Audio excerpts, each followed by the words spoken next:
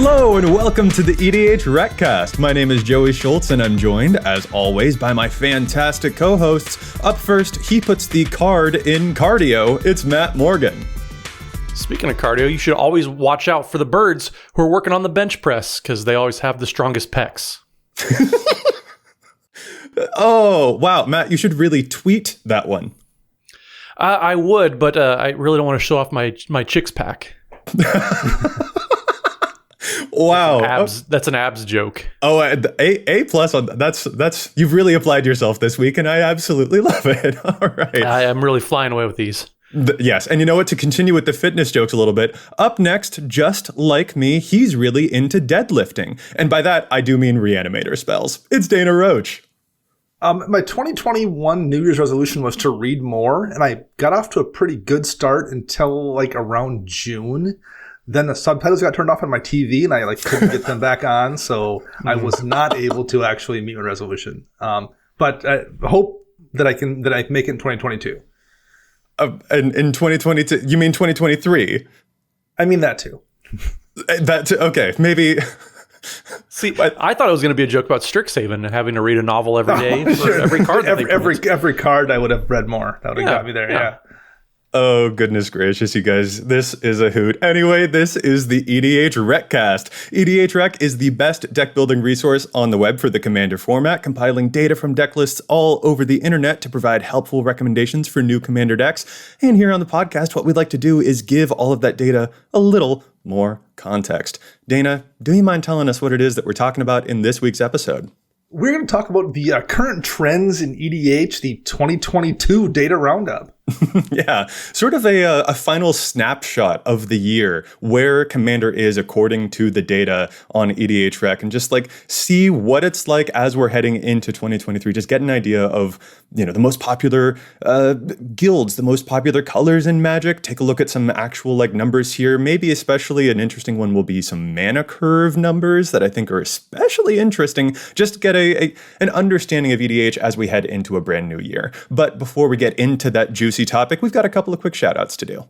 Well, speaking of mana curves, first we'd like to thank Chase, aka Mana Curves, for helping us edit the show. You can find them on Twitter at Mana Curves. EDHREC is also streaming on Whatnot. You can follow our content manager, Jason Alt, as he does awesome stuff on those Whatnot streams, like giveaways and cool stuff like that. Follow EDHREC on social media to learn more, and if you want to sign up to be eligible for any of those awesome fun things, you can go to whatnot.com/invite/EDHREC. Well, speaking of most popular color pairs, you can like and subscribe to this YouTube video. That's how it works, right? No, it doesn't really, but it still helps us. It's still a great way to support the show for free, or you can subscribe on your local podcast app, or you can go to patreon.com/EDHRECast, where we have patron tiers of all sorts of levels, whether you want to join the Discord community, you want to see all the episodes a day early, all of that and more over at patreon.com/EDHRECast. And as always, we're going to key in on a certain patron this week, and that is Alexander Gatke. So thank you, Alexander, for all of your support. We definitely appreciate it, and we keyed in. There it is again on the name. Joey, take it away from me now. Go. I will take it away. I will take it. Thank you so much. Let's get into the main show. I'm losing out. I'm losing steam. Okay. I will take it from you, Matt. I will take you as we're running out of steam. We will get right into the topic. We are doing that 2022 data roundup, sort of a snapshot, wrapping up the year with an overview of the Commander format, comparing some recent stats against some previous stats. We've done some of these shows way in the past, looking at these big broad numbers about the format to see where things are at, and we want to do that again here as we're moving into a brand new year. Yeah, so the first thing that kind of jumps at me looking at these numbers is the total amount of decks in the database right now is closing in on 2 million. That's insane and unfathomable based on looking at the numbers from 5 years ago. There's 1,864,000 decks in the database. That's an insane amount of decks people have put online. Yeah, it turns out when you get 17 products per month with 18 legends per product, right? The sheer volume, I don't think we can undersell this, but the amount of just raw number of decks that we're seeing in the database these days from all the different websites we get decks from is almost overwhelming. And thankfully, we have a very, very good team that works in the background that they handle so much data, folks. It's a literal ton. And make sure that the site doesn't break underneath all of that, underneath all that bandwidth and stuff like that. Yeah. Right. I had a fun fact for you guys as well going into this episode. Maybe it's just fun for me. I don't know, but I think it's an interesting sort of balance about like how many of the top commanders control the population of that data. I don't know. I find this a very interesting figure. The top 179 commanders control 50% of the deck population on EDHREC. There are roughly, this is a little bit hard to track exactly because of things like backgrounds or partners and partner with and things like that, but there are roughly 1,604 legal commanders in the format. So the top 179 legal commanders have just as many decks as the other 1,425 commanders. That is interesting to me. I think that's kind of wild. I mean, turns out deck building economy mirrors real life economy. Right. Yeah. I guess I'm not really surprised necessarily. It's kind of a shocking number to see, but like when you're out there in the wild, those most popular commanders do show up a lot. So I guess I am not really.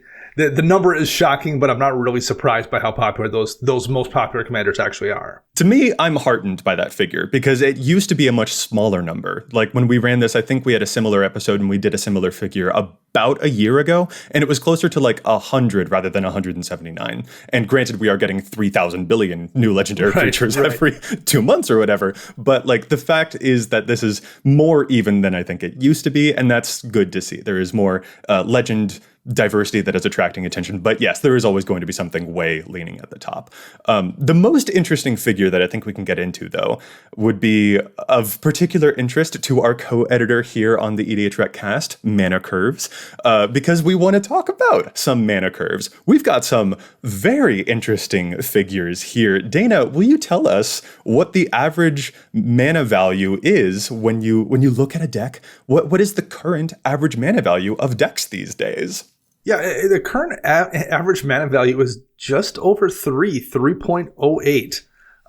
That's shockingly low compared to what it was the last time we checked 2 years ago when it was 3.33. That's a pretty significant dip. And there's a lot of cards that have to get changed out to lower a deck's mana value that low. Yeah, this isn't just sweeping changes where you're dropping a 1/8 drop for a 2 drop. This is years and years of people are taking out Cultivate. They're putting in Nature's Lore. They're taking out Demonic Tutor and putting in Diabolic. I had that backwards. They're taking out 4 mana tutors and putting in 2 mana tutors, whichever the names of the right. The D tutor that was expensive is now the cheap one.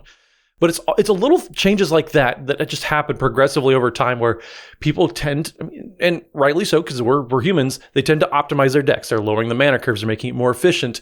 And those are just those little bitty incremental upgrades that we see people making. And now we're able to kind of measure that and show, yes, people are lowering the curve on their decks. Well, so Dana, you pointed out there that when we checked this figure 2 years ago, the average CMC in an average deck was 3.33. Before that, we had checked it also in 2018. And then, so that's 4 years ago. And 4 years ago, it was 3.51. So over the past 4 years, the average mana value of an EDH deck has gone from 3.51 to 3.08. So we've got a trajectory here of not exactly half a point, but over the past 4 years, kind of nearly half a point of going down here. And that is that's a whoa. That is a whoa figure for sure. Yeah, very, very significant drop. And, that kind of thing is always going to happen probably to a degree. The new cool card comes out that's just slightly more efficient than the one you were running. Like those are the kind of trade-offs people make. They drop that, like you mentioned, they drop the Cultivate for the 3 Visits reprint or something when that becomes more available. And when you do that enough times, it does gradually lower your curve. And as people start playing a little bit more competitively, then you have to keep up. So you have to lower other things as well, both intentionally and unintentionally. I'm not surprised the curves have dropped this much, but that's a pretty big drop over 40 years for sure. I mean, basically, it's the equivalent of every deck taking out like a Thran Dynamo or a Hedron Archive and putting in any of these 2 mana rocks or putting in multiple times. Yeah, the 3 mana rocks that we always talk about how much we love the design space of. So take out a Thran Dynamo and put in a Cursed Mirror. And every deck that we see is roughly doing that. But it's also like take out a Chromatic Lantern, put in a Liquimetal Torque. It's also that level as well. It's like Sky Shroud Claim no longer, but Nature's Lore, yes. Like it's a very subtle shift over time. Like this is, again, over the course of 4 years, but that does speak to, like, I don't know, I think we have each felt a different speed in the tempo of games that we play compared to 4 years ago. And it's been difficult to say necessarily that is always because of the exact mana values, like because of things like, the arcane signets that come in and feel like they might force a swifter play pattern. That's been a very big discussion in the format for years at this point. But it also does sometimes feel like games get a little bit faster just because we have some ludicrously powerhouse commanders that if they stay on the field for more than one turn, they win the game outright. So like speed of the format is all types of wrapped up in this. Yeah, absolutely. I do think there's probably a cap on this though. Yes, technically the end result of continuing to lower your curve is you're basically playing CEDH. Like they have a super low curve in that format. And like, if you want to continue to optimize your decks, that's where they end up. But I don't think that's how people actually tend to work. Some people will work that way and they'll start playing Commander with a, relatively casual Battlecruiser style deck, and they'll eventually move into playing like a competitive deck that has a super tight curve. But it's not really how most people do it. I look at like myself, for an example. When I first started playing golf years ago, I kind of got into it, found myself enjoying it. So I got a better set of golf clubs and I got a, decent set of golf shoes. And I started, going to the driving range once a week and hitting a bucket of balls. And my golf game got better. But that's also where it ended, right? Like I was going to the golf range once a week. I didn't buy a $10,000 set of golf clubs. I didn't start going to the range 5 days a week to make my game that much better. There's a cap, I think, on where most people will push it. And I would bet that we will see this curve continue to inch downward, but I don't think we're going to see like 4-point drops like we're seeing in the last several years. I think the rate of it arcing downward is going to slow, I would bet, when we revisit this down the road. Yeah, there's definitely got to be a point of diminishing returns where eventually everything will level off. But we also said that last year. I'm sure we said that a couple of years ago, where we kind of thought originally, I think that maybe curves are getting lower and the average CMC is getting low. So I don't know where that ends up being is my question. WotC obviously has some optimization things going on with their fire design and all that. So he would have thought that we were going to hit that point, but I don't think we have. Yeah, I think that's fair. I'm confident that we are going to hit that point sooner than maybe you feel, Matt. I would be astonished if the average mana value in Index ever went down to like 2. Like that would be egregious. Like that would take a long time. I mean, yeah, I thought so too. But then when you look at a lot of the top played cards, you've got kind of your demonic tutor, your vampiric tutor, but then all your mana rocks. So the more they print Mana Crypt and Mana Vault, you get cards like that people are going to start putting in more and more decks. So it's all going to really, and I hate to say this, it's going to depend on reprints. How available are they going to make a lot of these very, very high power cards more available for folks to put them in decks? I think that's going to be the big onus is where people are going to be able to lower their curve quite a bit.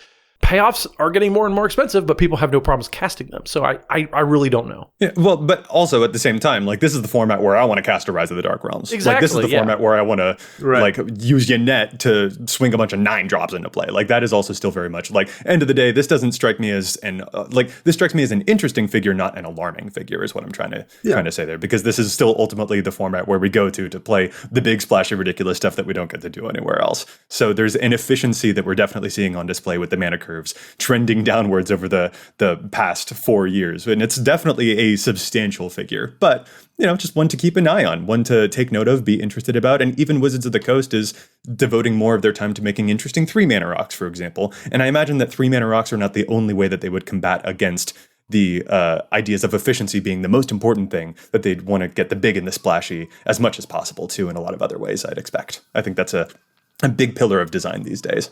I think the next most logical thing to maybe look at here are the most popular color pairs. Because we've seen some shifts there a little bit as well. And looking at the most popular colors, start with just the monocolor decks. Black is the most popular color if you're building a monocolor deck. 75,000 decks in the database. Mono red is second, 71. Then mono blue, 62. Mono green, 61,000. Mono white down at 49. And then colorless at just over 11,000 decks. Is there anything that's a surprise to any of you about those numbers? Surprise? No, mono black is the best. Yeah, that's not true, but I'm a little surprised to see red as high as it is, actually, to be honest. Red was a color that was lacking in EDH for a long time, particularly in card draw. So, and it's definitely gotten way better, and we've talked about that. But still, in the back of my brain, I still imagine red is lagging, and to see it ahead of both green and blue was a little bit surprising to me. see, I'm not actually. The surprise for me is to see green in fourth among the colors. Yeah. Like that is the one that astonishes me more than anything. Red, good for it. I'm go off, Queen. But green being in fourth, that's what gets me. Yeah, and Mono Red's gotten so many good, juicy toys lately. They've gotten some very cool new commanders. There's a lot that they've been playing around with in the past year that I'm not surprised Mono Red is kind of seeing a surge up towards the top of the charts. Mono Green, we love to joke that green can do whatever it wants. And so seeing Mono Green kind of sitting there in fourth, that's super surprising to me. Mono White, whatever. But Mono Green being in fourth place, that's not a surprise. Or that is a surprise, I should say. Mono Red is not a surprise. The green thing is a surprise, but I think I have an explanation for it. Okay. Because I don't think you do, but let's listen. Well, so in green, you primarily are doing one thing. You're turning big creatures sideways and smashing people in the face. And I think that's just a thing that lends itself well to having green paired with something else than it is to just be doing it by itself in green. I think like the thing that you want to do when you're playing green makes you want to add another color in a way that maybe it doesn't necessarily work with blue, that, you think of things like control, or white, you think of things like white weenies. And of course, white decks are the lowest of the five colors minus colorless. So I think the same thing is true there a little bit. I think those colors tend to be a little bit one-dimensional in terms of like what the plan and win condition is. And as a result of that, people tend to pair them with something else. Yeah, excitement of win conditions, I think, says a lot about the excitement to build a deck. And the ones near the top, black and red, feel to me like they have the most versatility in ways that they'd be able to accomplish a win, compared to like the excitement of green and white tend to be pretty straightforward win conditions, or blue can take a little while. So that makes sense to me. But here's the real thing that gets me. It's actually the two color pairs. And this is where I'm going to, like, Dana's going to feel really happy about himself and Matt's going to be a little bit sad. So I've already prepared myself, yes. Let's get into the two color pairs, because this is the one that's wild for me. The most popular two color pair of all of the guild pairs is Dimir, at 99,000 decks that are Dimir within the database. In second place is Golgari with 94. In third place is Simic with 79,000. Just beneath that is Izzet, also roughly 79,000. Rakdos is coming after that at 76, then Gruul with 69, and then all of the white inclusive pairs are in the bottom four, which really blows. Orzhov, 65, Azorius, 64, Boros, second to last place there, Boros, also is 64, and then Matt, Selesnya with 62,000 is in last place for all of the color pairs. So blue-black is the top and white-green is the bottom. That really, Dana loves playing blue-black and Matt loves playing green-white. So I hope you guys get along. all I can say is not everybody is the chosen one. You can't have that burden of playing Selesnya. So a lot of people give up, and that makes sense. And you can't handle it. It's too sophisticated a taste for everyone. Yes, it's an acquired taste of finer things. I'm done here. So yeah, having all four of the white two color pairs in the bottom is just that's kind of mind blowing to think. Granted, we've always joked that Boros and Azorius were they didn't have a whole lot of identity, or they did, and it was just very one dimensional. But to see them rise up and then seeing green white, that's kind of surprising to me. But then when you look at the numbers that we saw for mono white being the least played monocolor, then you're kind of like, okay, well, nobody really likes white, but white just hasn't been able to keep up with what every other color has been doing the past couple of years. Well, the thing I will note about the Dimir color pair's popularity that at least jumps out at me there is, for a while I was trying to have one deck of all of the 10 color pairs. And I think Dimir was the last one I put together because whenever I would sit down and look through the list of Dimir commanders, I could never really figure out what I wanted to do. None of them jumped out at me as being particularly interesting. Like, okay, well, this one is bad. This one mills. This one is bad and it mills. Like those were what your options were, it felt like, for Dimir.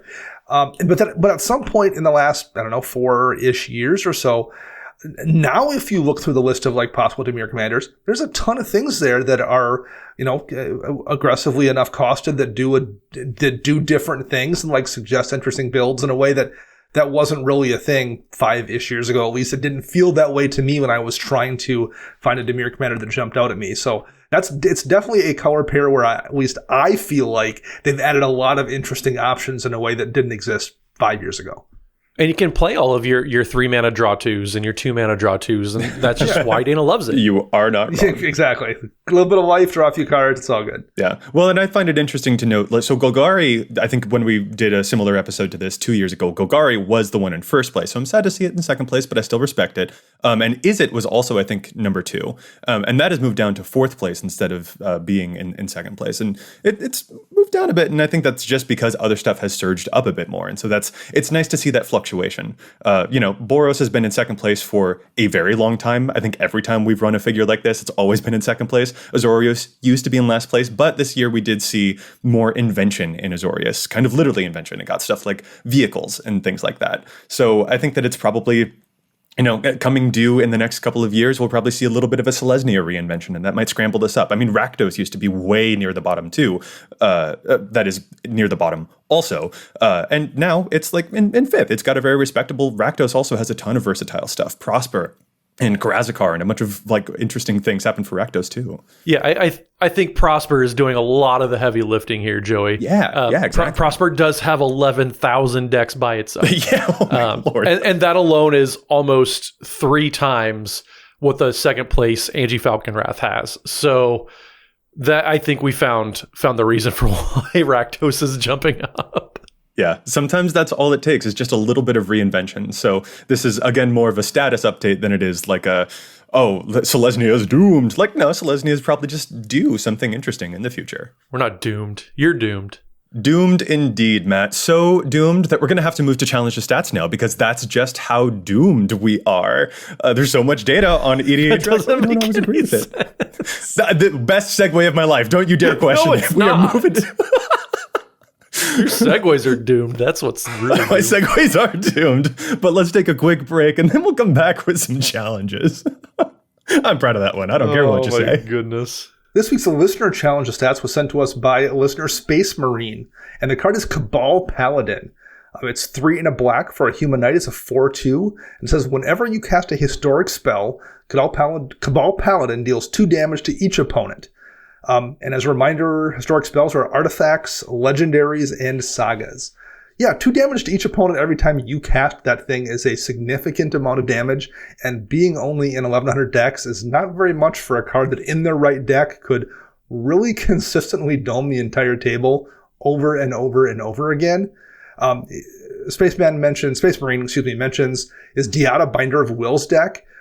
Just incidentally has 49 different historic spells in it, probably because it's running a lot of legendary creatures. And the last time he played it, it passively did 18 damage to the entire table. So that card alone almost shaved off basically half of his opponent's life totals. That's a significant amount of damage in a lot of decks, whether you're playing some kind of a black deck that's like Saga-based or Super Friends-based or Artifact-based or Legendary Creature-based. There's a lot of different themes that this would work very well in, and I agree. For something that does that much damage should be in more than just 1,000 decks. That's really innocuous, but very deadly. And that's like my perfect type of thing. Like that's one of my favorite types of things to be, is just like, oh yeah, no, I'm absolutely way into that. Dana, though, I'm gonna try and do you one better here. Oh, excellent! All right. I got a challenge the stats for a card that's in even fewer decks than that. And I'm doing this for you, my guy. I'm doing this because I want to impress you. Thanks, man. Because I want to know whether you've heard of the card Musician. Do you know this one? The card Is that an Urza's block card? It is from Ice Age, and it is Then no, I do weird. not. It's Musician. isn't it the one? It's got the weird Drew Tucker art. It's a blue card, right? It is. Yes, it is a blue card. It is definitely weird art. It is illustration by Drew Tucker there at the bottom of it. It is a 3-mana 1/3. I got Dana. We have both out Dana to Dana this week. There it is. There it is. A 3-mana 1/3 wizard with cumulative upkeep of 1. So at the beginning of your upkeep, you'll put an age counter on this permanent, and then you have to sacrifice it unless you continue to pay for each of those age counters that get put on it. But it has a very funky tap ability. Tap, put a music counter on target creature. If it doesn't have, at the beginning of your upkeep, destroy this creature unless you pay 1 for each music counter on it, it gains that ability. So you can continually tap it and put music counters on things, but it also has a cumulative upkeep that you have to continually pay, and that's kind of annoying. But I just think that it's very interesting to play this card in a Falco Spara Pact Weaver deck, which is that new Bont commander that cares about taking counters off of your stuff so that you can play more spells off of the top of your library. If you remove stuff from your stuff, then you can play more free things off the top of your deck, which just sounds absolutely fantastic to me. And those counters that Musician doles out can be really nasty, especially if you like proliferate them, which is what this deck definitely tends to do a lot of. So Dana, I am going for a very obscure, extremely pesky little piece of nuisance removal that Falco Spara will just continually remove the cumulative upkeep counters from, and I hope that you like it. Enjoy the music. Well played, sir. I like it a lot. Good call. Nice. Only in 14 out of 2,500 Falco Spara decks, so I am trying to out Dana this week. You did it. Well, I'm going to play the music and play you off the stage so that I can give my next challenge stats, if that's okay with you, Joseph. Okay. So the card this week that I'm challenging, and if you watch us over at twitch.tv/EDHRECast, you saw this card do a whole lot of just ridiculous things when I played it in my Mishra deck. So the card is Wondrous Crucible, which is 7 mana for an artifact that says permanents you control have Ward 2. And at the beginning of your end step, mill 2 cards, then exile a non-land card at random from your graveyard. You copy it, and you may cast the copy without paying its mana cost. This card is just silly. It does a whole lot of work. You're able to cast some very big things. And if you have a commander that can control what is in your graveyard, so you're able to narrow down and make sure that you always have some heater going on there, this is a fantastic card. Plus, it protects all your permanents. It gives you ward, or gives all your permanents Ward 2, which is going to be fairly handy. I mean, Dana, you have an Ardent Essior deck that if you play it early, Ward 2 is just hexproof for half the game. So yeah, pretty fantastic card all around. I'm a big fan of it. But one deck that I don't see it getting played, granted, it is a fairly new commander. There's only 34 decks to it right now, is Mizzix's Replica Rider, which is one of the new Jumpstart commanders that just came out. So it's 4 and a red for an Izzet commander, really, but it's a 4/5 with flying. And it says whenever you cast a spell from anywhere other than your hand, you may pay 1 and hybrid Izzet color, so a red and a blue. If you do, copy that spell, and you may choose new targets for the copy. If the copy is a permanent spell, it gains haste, and at the beginning of your end step, sacrifice this permanent. So you're able to pay 2 mana effectively and copy whatever you want out of your graveyard. It is such a fantastic thing, and it is copy any spell. So you can get permanents, you can get non-permanent or non-land or non-permanent spells. Excuse me, that's how crazy it is. I'm tongue-tied over this combo right here. So you're able to cast these big wombo spells for free and then pay 2 mana to copy them. So if you have extra turns that you're like wanting to do on that, if you have whatever this typical deck is doing, it's a lot of really big spells. And so what's better than casting for free than paying not very much to repeatedly copy them? I'm a big fan of this synergy. There's a lot of really cool stuff going on in the deck, so it's probably a little hard to make room, which is why it's not showing up in very much at all. It's a tight list, but if you need something that's just going to give you free cast triggers from somewhere that's not your hand, Wondrous Crucible is a fantastic place to start. Wondrous Crucible is just a good graveyard card. Yeah. Just like, it mills for you. It gives you a free thing. Like, this is how you Deathbridge chant. Like, this is, yeah, this feels like a little bit of a fixed Deathbridge chant kind of situation. I would love this in like a Quintorius deck as well, to remove stuff from my graveyard every turn. Mm-hmm. Or like Chainer, red-black Chainer that also plays stuff out of your graveyard. This Plus that ward. I mean, you can just cheat this into play in a lot of artifact decks and just protect yourself. This is a good card. Why have I not heard of this thing as much? Like, this is just a good card. I mean, it was in the Mishra Precon, and I don't know if a whole lot of folks are getting... So Wondrous Crucible's only in 1,200 decks total right now, which that alone seems kind of low, but...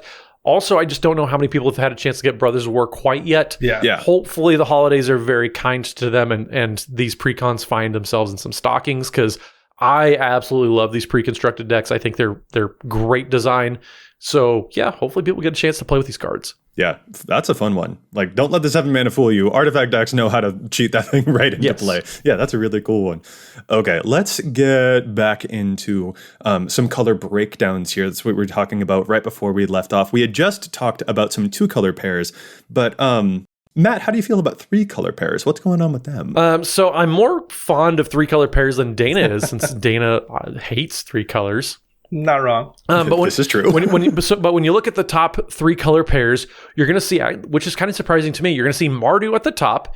Then moving down, you'll see Esper, Grixis, Sultai, and in 5th place, you see Naya. So a lot of just colors all over the place, really there. And then the bottom half, you see Jund, Temur, Bant, Jeskai, and at the very bottom in last place, you have the Abzan. So it's kind of telling. They're all fairly spread out. You can kind of see a natural trickle down. But when you look at the top compared to the bottom, Mardu has 76,000 decks, almost 77,000, whereas Abzan has under 35,000. That is over twice as many decks are playing Mardu, and that's kind of wild to me. Edgar Markov. True. But no, that's a much wider spread than we see from between the Dimir and Celestia decks, for example, over under the color pairs. Absolutely. Where we're looking at about like a 1/3 difference. This is more than twice as much. I'm just astonished that Abzan is so near the bottom. But like, I mean, when you look at the most popular Mardu commanders, you've got your Ishins, you've got your Edgar Markovs, you've got your Kalias. And when you look at Abzan, you've got Miracle, who's repping like 4,000 decks or something like that. And that's the top Abzan commander. So yeah, Mardu's really pulling a lot of commanders that have 11,000 or 9,000 decks to their name. And Abzan doesn't even have half that for its most popular commander right now. So I think that's probably another color combination that is due for a little bit of a renaissance. I think also part of that is when you look at these 3-color decks, a lot of the partner pairs in the colors that can go in to make up Mardu, and not even the partner pairs, even some of the 1-color partner commanders are relatively popular, whereas the Abzan ones are less so. The least popular commanders for those colors tend to be in the Abzan colors, whereas Mardu, you're looking at stuff that does see quite a bit of play, so people are mixing and matching, I think, commanders that are very popular in Mardu colors the way they maybe aren't in Abzan. Yeah, the number 1 Abzan commander would be the number 8 most popular Mardu commander, just by number of decks alone. Yeah. That kind of tells you just how powerful the Mardu color combination is. But also, I can't really think of the last time we've got a kind of a compelling Abzan colored commander. They've played around a little bit. Miracle Lord of Bones was kind of cool, I guess, but that's also the most popular commander in this combination.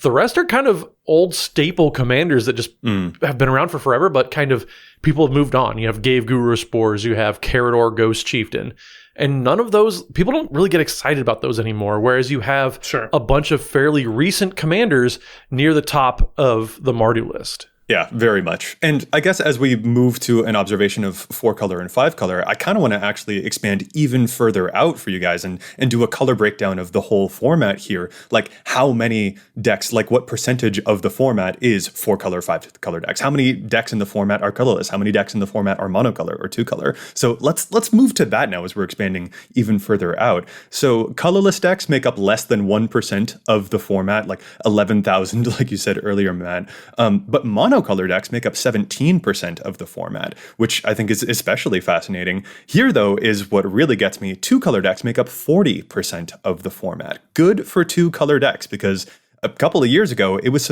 closer to like 32%, and now it's up to 40%. Like 2-color decks are in the lead. 3-color decks make up 31% of the format. That has actually moved down compared to the past 2 years. It was closer to 35 a while ago, and now it's at 31. And then 4-color decks are less than 4% of the format, and 5-color decks are about 7% of the format. There's 129,000 5-color decks in the format.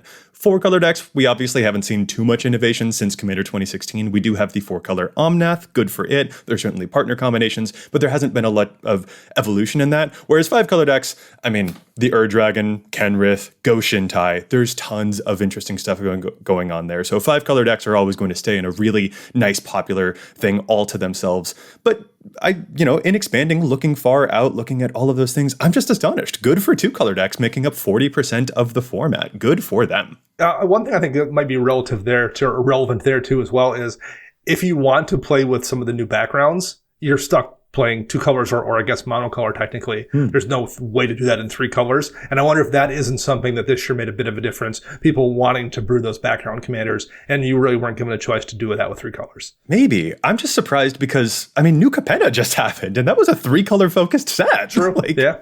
Well, and when we first checked these stats, it was right before Ikoria came out too, which was a 3-colored theme set. And then we just had New Capenna, which was another 3-color theme set. And so seeing that 3-colored decks are occupying 4% less of the format is kind of shocking. Honestly, I'm very, very surprised at that because we've had so much support and push for it. We had the triomes and all that stuff. So to see that 2-color decks are moving up, I'm a little shocked by that. That's a good point. Like what you just, I want to clarify what you mentioned there. When we first checked these stats, that was 2 years ago when 3-color decks were about 35% of the format. That was right before Ikoria. So in the time after Ikoria and New Capenna, it has still gone down despite having 2 3-color focus sets across the past 2 years. That is wild. That is absolutely wild. That's a really good thing to point out. And maybe the antipode to talking about how 2-color decks were something you were kind of forced to build if you wanted to build with backgrounds. The opposite of that is that there really wasn't anything new added if you wanted to build 4 colors. Yeah. So like you were digging back into Magic's past if you wanted to build a 4-color deck, and that's probably shouldn't be surprising that that's not the most attractive thing to people. So the amount of 4-color decks dropped, and I that is kind of expected given that. This is a thing that I definitely like to see. I think that it, really overpowered 3-color commanders is a thing that we've kind of been a little tainted by over the past couple of years. So to see 2-color get more focus, and especially if monocolor can get even more focus as well, I would love more reasons to play monocolor decks. So those are things that I hope that, it goes to show some efforts at Wizards of the Coast are paying off here, I think, to make interesting, compelling 2-color decks that are more exciting than some generically powerful 3-color commanders out there. And also I like building with fewer colors because I like that restriction a whole lot. Not just playing all of the best stuff in these colors, having stuff that I feel limited in what I can play. That is just where my heart's at here. So I'm happy to see these figures be where they are. But I don't know. That's just me. And Dana, I also happen to know, feels the same way. Matt, I'm not sure how you feel about that. Maybe you love 5-color stuff even more. If the commander compels me, then I'm going to build it. I've built 2-color, I build 3-color. It doesn't really matter a whole lot to me. I have found myself building more 2-color commanders, but also that's because I think Wizards of the Coast is giving us more 2-color options. It's kind of hard to support 3-color commanders, at a standard set, which is where a lot of stuff comes in. But in the commander products, even when they throw a 3-color deck together, sometimes they don't have the most support. It's not the most interesting. They're kind of doing it just to get as many cards out there as possible. So it doesn't really matter to me. I care more about the commander, more about the strategy that I'm trying to build around than I do the amount of colors. If it's a 3-4 color, whatever. If it's monocolor, then cool. Then they finally made a monocolor commander that's interesting to me. Maybe that's the actual secret here. It's just a density issue because in every standard set, we have so many 2-color legends that are the signpost uncommons for what that draft environment is supposed to look like for that 2-color pair. So maybe it is just an accidental by dint of the way that standard sets are being designed now, just with so many uncommon commanders that happen to be legendary. Yeah, that's a good thing to note. I appreciate you bringing that forward because I didn't think about that until now. Look at you being wise. I try to be insightful every now and then. So why don't we set our sights on, I'm trying to force a segue here, set our sights on the number of legends. There we go. I segued. There we go.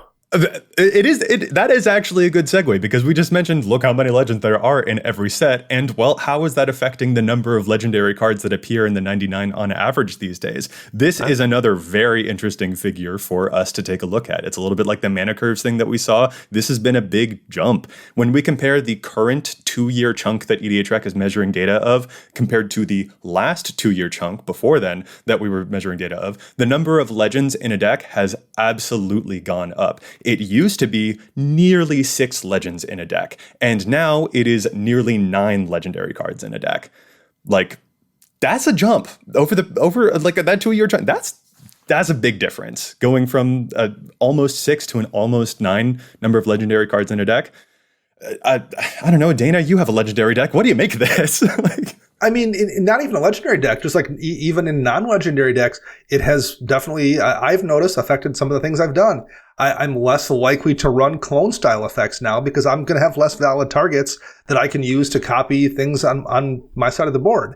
Whereas something like a card I've gotten very fond of because of the increase in legendary creatures is Manamo, School at Water's Edge, that I can use to untap legendary things I control. So like that card's gotten significantly better. Sure. So it's definitely something that's impacted all of my decks at least a little bit. Matt, what do you think?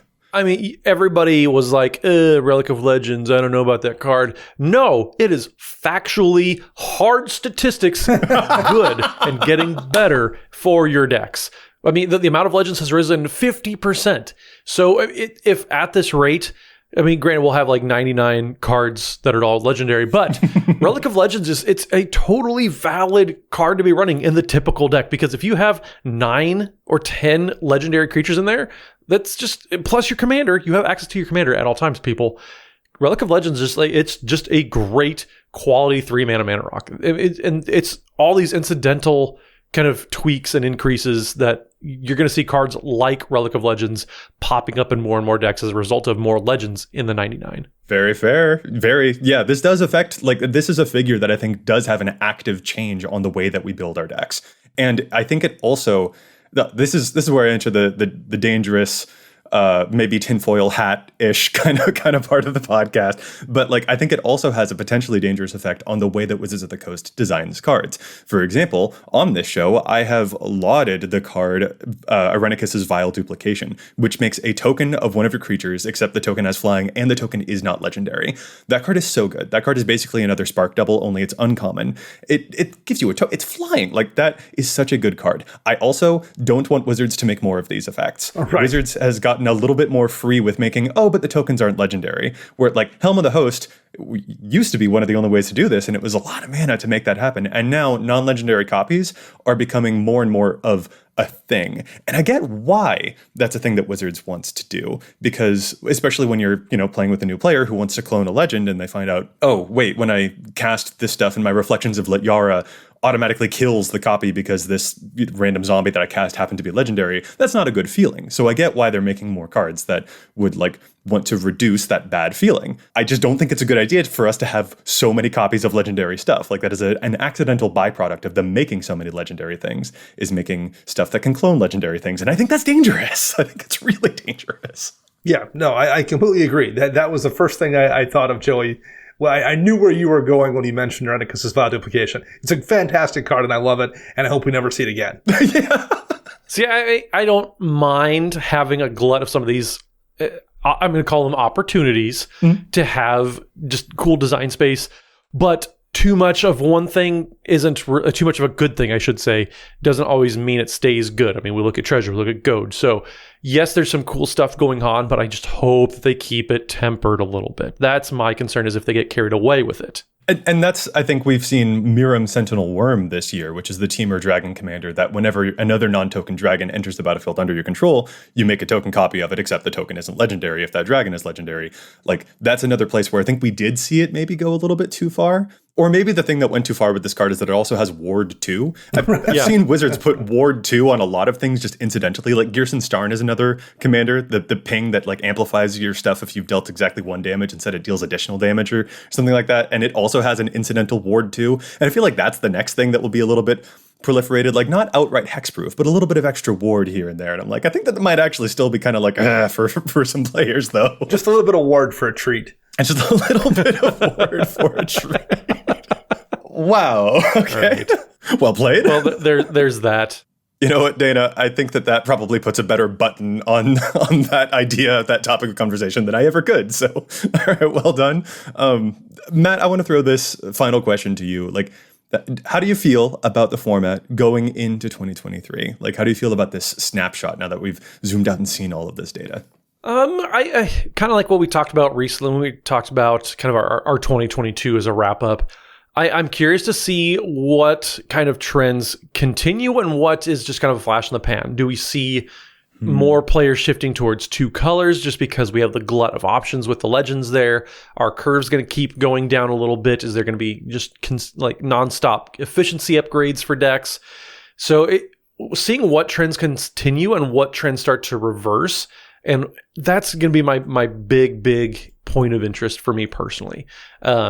I'm sad that Selesnya seems, like I said, not everybody's cut out to play Selesnya, and the numbers are proving that. So hopefully we get some more interesting commander design for these low-ranking color combinations. Like I said, I can't remember the last time we saw an Abzan commander that was like, oh, that's actually pretty cool.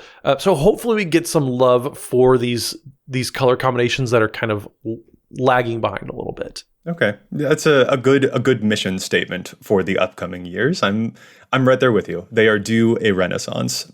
Dana, what about you? How do you feel about the snapshot of EDH at the end of 2022?